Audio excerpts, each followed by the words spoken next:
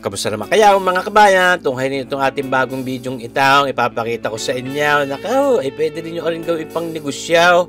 Tayo ay magpiprito ng manay. Ayan, meron tayong pinagpirat-pirat diyang bawang na Tagalog na napakasarap lalaw, manamis na mais.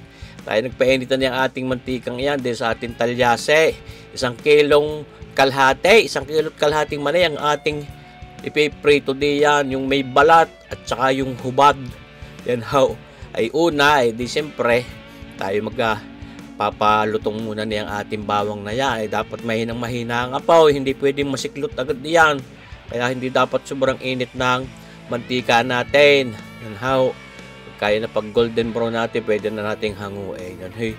Hahalu-haluin din lang ng papagayaan sa inyong napapanuor mga kabayan. Pagkakita nyo medyo nag-golden brown na pwede nang hanguin at baka yan naman ay masunog, ipapait. Yan how, kita ninyo yung kulay na yan.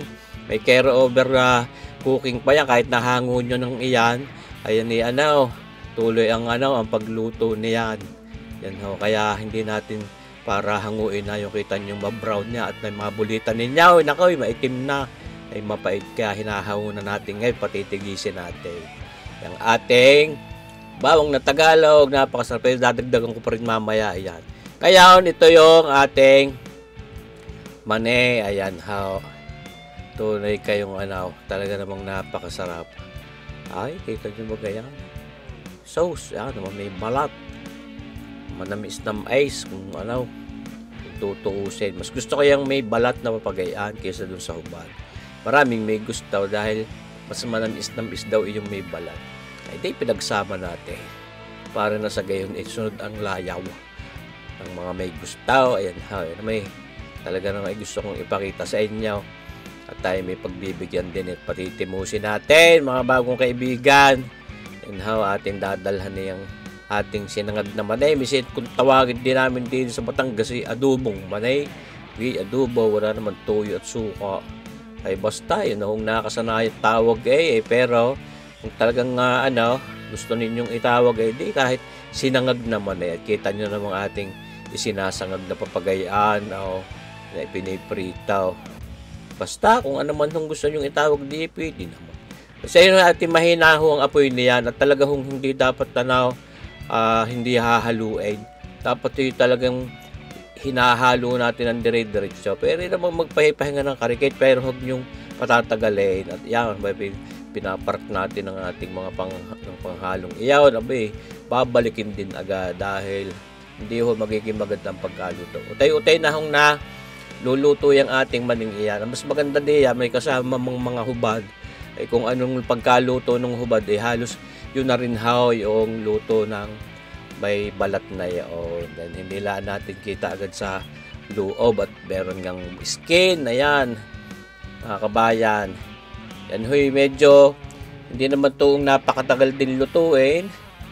Siguro pagka may mga 30 to 45 minutes panalo na yan. Basta hughunin yung lalaksan ng apoy. Halo ng halo na mahina ang apoy. Inaangang huyan. Hindi pwede natin sabihin hindi lulutong yan. Dahil maraming beses na nakapagluto ng manit ako, nakapagtinda na rin na yan. Ganyan-ganyan lang ang sistema ang aking ginagawa. Kung sa bagay, may kanya-kanya naman sistema. Yung iba, may mga ibinababad pa sa tubig. Sa akin, para ibabad pa sa tubig, hindi na. Dahil nalutong din naman talagang nalutong din. Kung kaya ilagay dyan sa mantika, hindi ka lumutong. Di ba gahaw? Biro lang. Pero sa totoo lang sa karanasan ko sa pagpiprito, nila ang aking sistema, pwede nyo yung gayahin at pwede din yung ipagtindang inyong sinangag na maning papagayaan. Maganda rin yung pagkitaan itong sinangag na manay mga kabayan para sabihin ko sa inyo. Hindi rin naman kayo ito napaka mahihirapan diyan mga kabayan. Kaya marami hong nagtitinda rin yung mga manay dahil talaga hong malaki din pagkitahan yan. Yan naman hong mantikang pinagprituhan natin. Kahit pagprituhan nyo, pwede pa kung kahit mga 3 beses ninyong pagprituhan niyang mantikang yan. Sa totoo lang yung mantika natin yan, sa 2 beses ko na yung pagpiprito ng manidi yan, mga kabayan. Huwag nyo itatapot, malulugi kaya kung kayo magninegosyo. Huwag naman yung kita ninyong maitim na. Baka misi maanta na, mga kabayan. Ating hahanguin at tulad ng sinasabi ko pagka ako'y nagsasagad ng maningay, kahit ganyan pala ang kulay, hinahango ko na ho yan. Dahil napakainit ho niyan. Yan ho'y tuloy ang luto niya kahit nahango na. Yung sa tinatawag nating carry over cooking. Yan ho, kalamin yan. Alis nyo na doon sa mantikang iyaw. Naku, ituloy ho ang luto niyan. Kaya yan ho'y habang pinatitigis natin papagayaan, ay itatapat natin sa electric pan. At yan ay para hindi ho talagang abutin ng pagkasunog. Aba, may mabulita mo pagka hindi mo tinapatan ng electric pan ni makita mo yung brown na mga kabayan. Sus marsipaw ay talaga namang sa daming beses ko na rin nagluto ng maning papagarne, ako nagtinda, ay kabisado ko na kung paano natin yan palalabasin na kahit nahango mo na ay lilitaw siya na talagang yung kulay niya ay saktong-sakto lamang sa kailangan nating kulay at saka luto. Yan ho, atin tinitesting-testing din yan, mga kabayan. Kita nyo ba? Yan lang ho, medyo maproseso yung pagpapatigis natin ng mantika.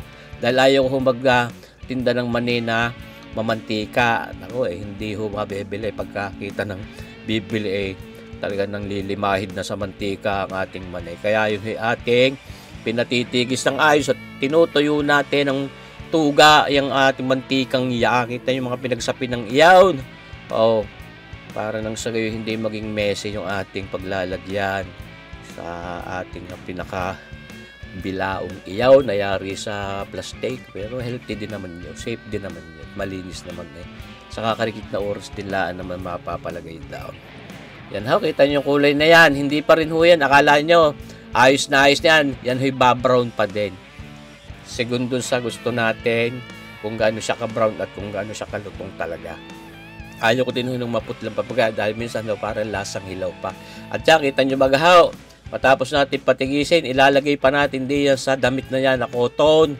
Malinis ho yan, hindi ho yan tubal, mga kabayan. Ano ba naman, yung mga hindi na naiisuot. Ayan ho, pwede ho natin gamitin na pagpapatuyuan natin ng maning iyan. Yung ating mantika para ma-absorb na yung ating damit na yan. Tulad na sinabi ka, ulitin ka, kung gagamit ng tubal, at tunay naman. Dapat ho ay malinis. Mga kabayan, nating minamasa-masahilaan ng papagayan doon sa damit na yaw nang huma-absorb yung mga natitira mantika pa. At nang sa gayaw, ang ating sinangag na mani ay hindi mamantika. Ayan, mga kabayan. So, yan ho. Matapos nating papagbaling-balintungin doon sa loob niyang damit na yan ho'y cotton para na-absorb. Kita ninyo halos hindi na gayong kakislap ang ating manay dahil yung ating mga mantikang ngayon ina-absorb na noong o inabsorb na nung ating damit na yan. At ito, kita nyo bagang ginagamit kong pampaalat diyan. Ay, naku po, Himalayan pink salt pa para mas healthy. Di ba mga kabayan? Mas masarap ang ating sinangag naman Siyempre naman. Pwede rin naman yung mga iodine salt kung gusto niyo at wala kayong gayang Himalaya. Nagkataon lang na ako'y meron din sa Basaysay. Hindi siya kung gagamitin. Ay, kita niyo ba gayon? Parang nagaya sarap. Napakasarap din naman papakinihan. Kahit walang orasan, nanonood ka ng TV, ikaw ay nagbabarik, napakasarap din pulutan. Lalo pag ang babarik ay mga bear. So, sa itugman-tugma, yan, ating tinitimpla na ho yan. Nilalagyan natin ng asin, yung pink na salt na yan, Himalayan pink salt na yan, hinahalo-halo natin yan.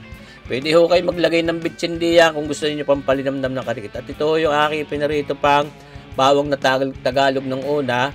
Yun ho aking bago ko hinango yung kanina, sinama ko na rin ho ng nung bawang na malalaki na pinasak-pisak din para mas maraming bawang, mas masarap.